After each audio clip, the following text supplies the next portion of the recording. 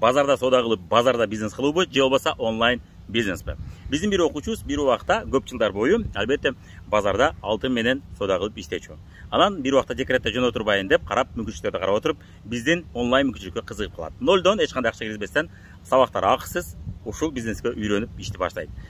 5 баласы менен 5-чи баласы менен декретте отурганда мына ушул бизнести баштайт. Иштеп отуруп 5 айда 50 000 сом келешеге чыгат. Андан кийин бир убакта жайында ремонт менен алек болуп атып, бул бизнеске иштегени убактысы болбой калат. Бирок ал мунукуда иштебесе дагы азыраак бирок акча түшүп аткан болот. 30-40 000 тегерегинде түшүп аткан болот. Ал ошондо ушул онлайн бизнестин күчүн көрүп калат дагы, канчалык деңгээлде автоматташтырылганын көрөт дагы. Мен базарга чыкпайм деп айтат. Эмнеге? Эмнеге дегенде мен базарга ушунча убакыт чыкпадым, бир да акча түшпөй калды. Мен базарга чыкканда гана түшөт, чыкпай калсам акча түшпөй калат.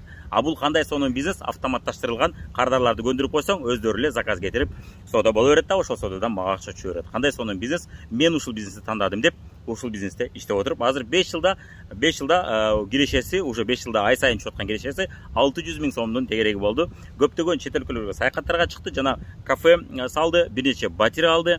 Мына үйдө 6 бала менен декретте отурганча, мына ушул ийгиликтерди жаратты.